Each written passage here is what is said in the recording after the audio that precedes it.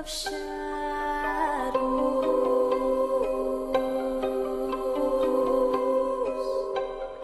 Hi my angels, it's Hailey Reese and welcome back to my YouTube channel. I am so excited that you guys are here and I hope that you are having an absolutely fantastic morning, afternoon, or night, whatever it is for you when this video finally reaches you.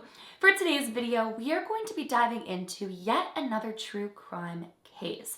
Now this case has been highly requested as of recently, and after I dug through all the different articles and videos on this particular case, I could completely understand why, because this case is absolutely disturbing and heartbreaking, and that is the murder of Colleen Ritzer. Before we get into today's video though, I would just very quickly like to thank today's video sponsor, Omaze. Omaze gives away one-of-a-kind prizes and experiences while donating to chosen charities all across the world. One winner will have the chance to choose between winning one of Omaze's biggest prizes yet: a beautiful 4-bedroom, 4-bathroom dream home in Austin, Texas, or $1 million cash. They say everything is bigger in Texas, and you'll certainly live large in this 3,250 square foot home. This home is literally an entertainer's dream. Donate $10 and you are entered for a chance to win while supporting a great cause, Folds of Honor. Folds of Honor is a non-profit organization that provides educational scholarships to spouses and children of America's fallen and disabled service members. Their educational scholarships support private education tuition, homeschooling and tutoring for kids grades K to 12, and higher education tuition assistance for spouses and dependents. To date, they have awarded over 20,000 scholarships across all 50 states, as well as Guam, Puerto Rico, and the Virgin Islands. So to potentially win your dream house in Austin, Texas, or $1.3 million cash while supporting Folds of Honor, make sure you guys head to omaze.com/Hailey Reese. I will have it linked down in my description, and thank you so much to Omaze for sponsoring today's video. But without further ado, let's get into today's case.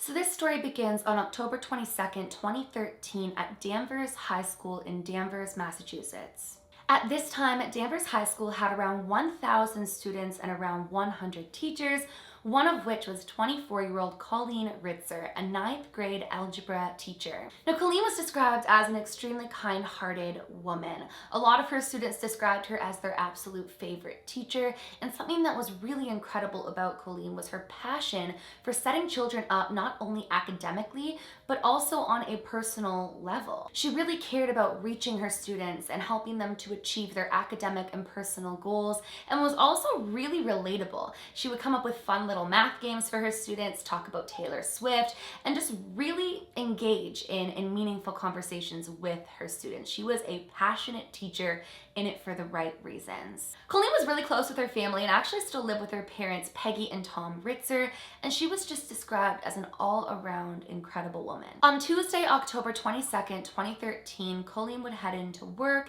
and the day would begin as any regular day had. Colleen's day would end at around 2:00 p.m., but then she would stay afterwards to do sort of like a tutoring class for students who needed some extra help. However, on this particular day, a student would show up to the tutoring class that she wasn't expecting to see there. That student was 14-year-old Philip CHISM.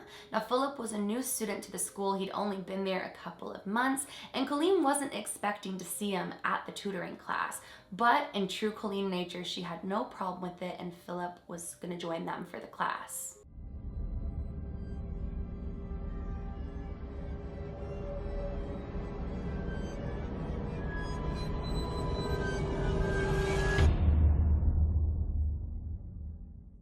Now, Philip had just moved to Danvers from Tennessee as his mother was going through a divorce, so he and his mother had moved to Danvers. As I mentioned, he was new to the area, and it seemed as though Philip really wasn't doing well and coping well with his parents' divorce and the move. Supposedly he was doing really well at his last school, and he was not keen on uprooting his entire life and moving elsewhere. So at this time, he didn't really have a ton of friends at the school, and he wasn't dealing with the move and divorce in the greatest of ways. Now, it's said that at one point during the tutoring class, Colleen and Philip got into a discussion about Tennessee.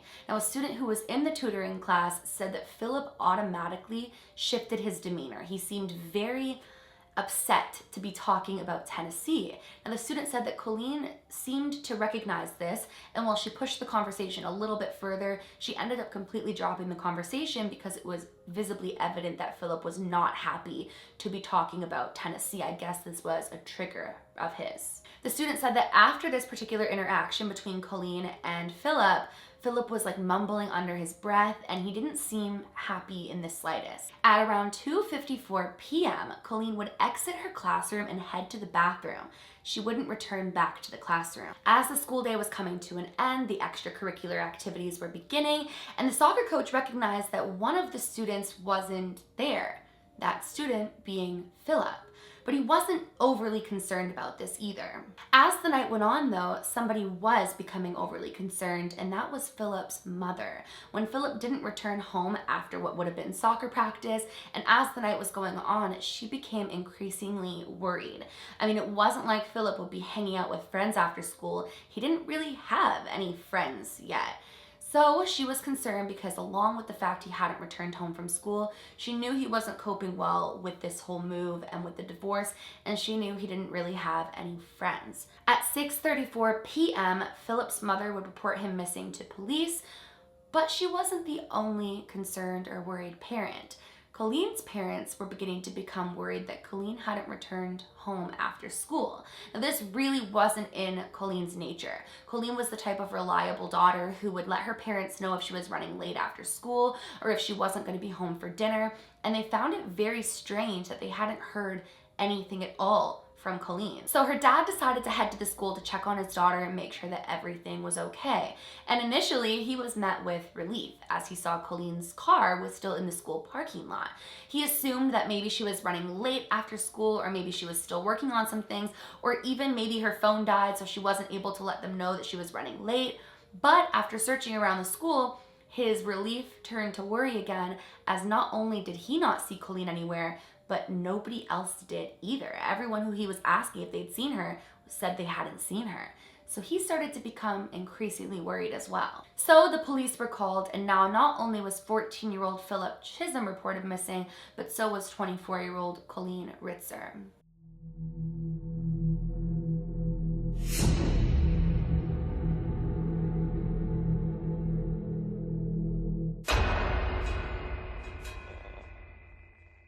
At 8:00 p.m., the school's principal sent out like a mass email informing people that 14-year-old Philip CHISM was missing, encouraging people to come forth with any information and to come out and help them look for and locate him. Now, it was shortly after this that he would receive a phone call detailing the fact that a teacher from his school was also missing. Now, this immediately sent people's minds racing, especially once they found out that Philip had been last seen in Colleen Ritzer's tutoring class. So a lot of people started to speculate that they were likely or perhaps missing together, which obviously isn't a great look. A 24-year-old teacher goes missing with a 14-year-old student. It doesn't look the greatest. Now, police decided to put majority of their search onto Philip CHISM as he was a missing minor. And they were really growing quite concerned as the time ticked on, and they had no idea where either one of them were. So they decided to trace Philip's cell phone and were relieved when they realized it was pinging at a movie theater. Now, police went to the movie theater and weren't able to locate Philip, but were able to confirm that at 4:30 p.m., Philip had been to the movie theater by himself to watch a movie. So they knew that he was likely okay, but that was when they realized he was not with Colleen Ritzer. He'd went to see the movie by himself. Now, the school had a ton of cameras. They'd actually just recently gotten in a new system, and there were tons of cameras and footage for them to sift through. But this would take some time because the new system was hooked up to an older computer, so they had to take their time in loading and like going through all of the footage. Now, as they were waiting on the footage, they decided to check the bathroom closest to Colleen's classroom, and that's when they saw what they described as blood smears in the bathroom, which obviously was not a great sign. Police would actually locate Colleen's purse outside of the school, but majority of the important contents in the purse were nowhere to be seen. Like her wallet wasn't there, things that you would expect to find in her purse were not there. And around the purse, there was also some clothing, a pair of women's black flats, and a pair of soccer cleats. The police would also discover a recycling bin in the woods by the school with a pair of bloody gloves near it. At around 1 a.m., Philip was finally located walking in a small town around 10-ish minutes from the school, and he was wearing a backpack. Inside of the backpack, they would find the missing items from Colleen's purse, a pair of bloody women's underwear, and a box cutter. Now, initially when they questioned him as to why he had Colleen's things, Philip tried to say that he'd broken into her car and that's why they had them. But when questioned about the bloody underwear and the box cutter, his response was far eerier. All he said was, "the girl." So Philip was taken into police custody. Near the high school in the forest under some leaves, Colleen Ritzer's body would be located. Colleen had been brutally murdered, was naked from the waist down, placed in a disturbingly suggestive position, and unimaginable, unthinkable things had been done to her body. I'm not going to detail them in this video. If you want to, do your own research and hear exactly what had been done, you're more than welcome to, but it is absolutely disturbing. Even darker, there was a letter that said, "I hate you all." And nearby, Philip's actual school backpack would be found with his student ID inside. So it was made pretty obvious who they believed had done it. The police were able to obtain the footage from inside of the school, and it's absolutely chilling.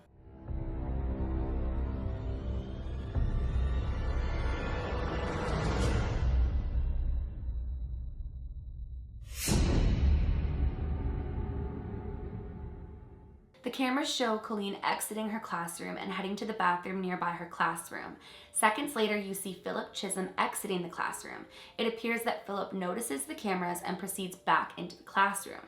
Moments later, Philip re-emerges from the classroom with his hood on and heads towards the bathroom that Colleen is inside of. Before he enters into the bathroom, Philip is seen putting on rubber gloves. Another student is seen opening the women's bathroom door, but is seen immediately leaving. Moments later, you see Philip exiting the bathroom. Philip made his way to the school parking lot, visibly caught red-handed. He returns back into the school without his hoodie. He heads back into Colleen's classroom and changes into a red hoodie. Then he grabs a large recycling bin and rolls it up the hallway, bringing it into the bathroom. He leaves the women's bathroom in a white t-shirt and a ski mask, taking the recycling bin towards the school elevator.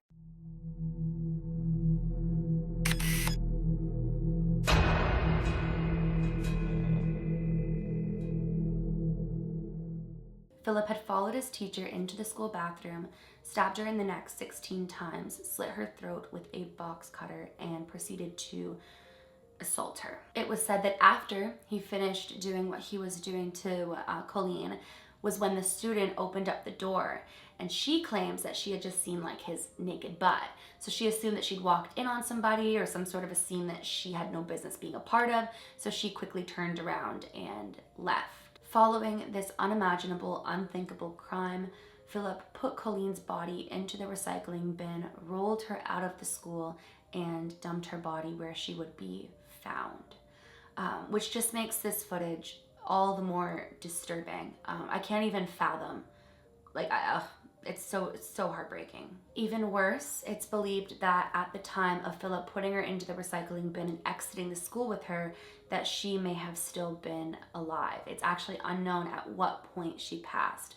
But what's even more disturbing is after Philip brought her body outside into like the wooded area, he proceeded to do unimaginable things to her body.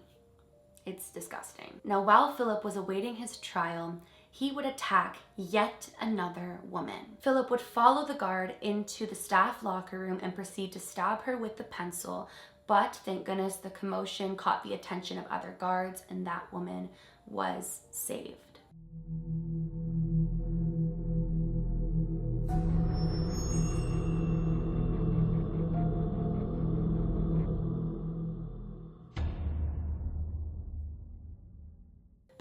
brutality of his crime and the fact that Philip would attack yet another woman, in 2015, Philip was tried as an adult despite his age of 14 years old. Now, the defense was that Philip was struggling mentally, that his entire life had been uprooted. He'd lost his friends, his school, his parents were divorcing, he was in a totally new space. But this didn't go over well because plenty of teens have their lives uprooted, and while it's a very difficult thing to go through, it doesn't explain why he would brutally murder his teacher. Philip was found guilty and was sentenced to life in prison with the possibility of parole after 25 years due to his age. He was also sentenced to 2 40-year terms to run concurrently for robbery and sexual assault. Now, he was acquitted from the second more gruesome sexual assault that took place in the woods because they weren't sure if at the time that had taken place, Colleen was alive still or if she had already died. Honestly, you guys, up until today, it is unclear why Philip did what he did to Colleen. Some people said that perhaps the conversation about Tennessee triggered him, but he brought gloves, multiple changes of clothes, and a box cutter to school with him that day, which makes people believe that it was all premeditated and that it had nothing to do with the Tennessee conversation. Now, people don't know if his intended victim was Colleen or if perhaps he was just angry. I mean, the letter said, "I hate you all." But regardless, it is a heartbreaking case and an absolutely disturbing act. It's unimaginable. Like, whenever I dive into these cases, it just reiterates to me why I'm more afraid of the human race than I am of anything paranormal. Like, what some human beings are capable of doing to one another, I'm at a loss for words. It's disgusting. Well, you guys, that is the case of Colleen Ritzer. Honestly, I think what breaks my heart the most about this case was Colleen's passion for teaching and how bright her future was. I think she'd only been teaching 2 years when her life was taken way too soon. It just absolutely breaks my heart that such a beautiful light and a positive role model in the education system was taken too soon. It's absolutely crazy. I would love to know what you guys think of this particular case down in the comment section. And if you guys have any other cases you'd like to see me cover, let me know that down in the comment section as well.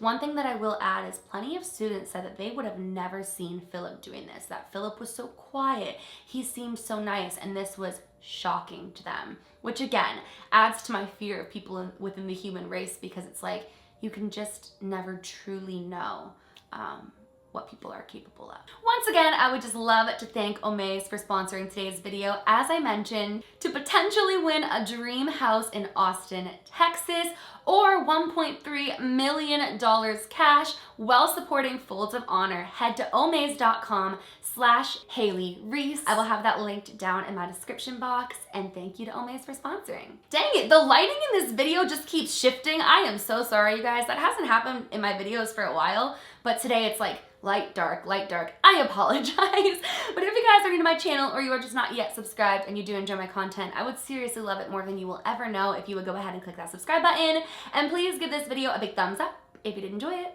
Remember, my loves, do all things with kindness. And until next time, I love you.